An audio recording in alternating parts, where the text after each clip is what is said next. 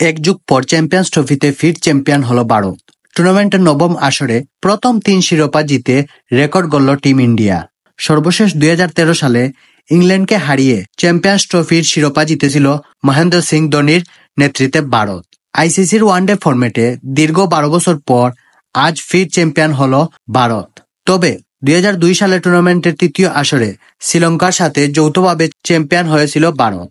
এতদিন চ্যাম্পিয়ন্স ট্রফির 2টি শিরোপা জিতে অস্ট্রেলিয়ার সঙ্গে যৌথভাবে শীর্ষে ছিল ভারত। আজ নিউজিল্যান্ডকে 4 উইকেটে হারিয়ে তৃতীয় শিরোপা জিতার মাধ্যমে চ্যাম্পিয়ন্স ট্রফিতে শীর্ষে উঠল টিম ইন্ডিয়া। অন্যদিকে নিউজিল্যান্ডকে 2000 সালে চ্যাম্পিয়ন্স ট্রফির দ্বিতীয় আসরে প্রথমবার ফাইনালে উঠে ভারতকে হারিয়ে প্রথম শিরোপা জিতার স্বাদ পায়। 25 বছর পর চ্যাম্পিয়ন্স ট্রফিতে দ্বিতীয়বারের মতো ফাইনালে উঠে সেই ভারতের কাছে হেরে গেল নিউজিল্যান্ড।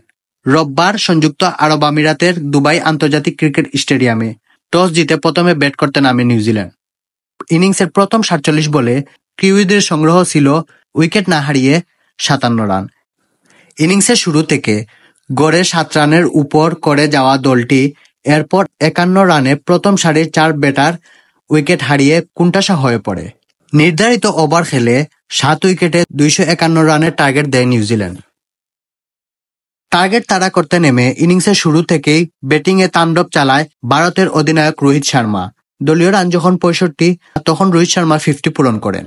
রোহিত উইকেটে এক প্রান্ত একের পর এক বাউন্ডারি হাঁকালেও অন্য প্রান্তে দেখে শুনে ব্যাটিং করে যান তরুণ ওপেনার শুভমান গিল।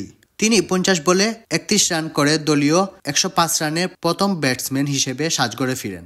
শেষে 6 বল ও 4 উইকেট হাতে রেখে জয়ের বন্দরে পৌঁছে যায় টিম ভারত।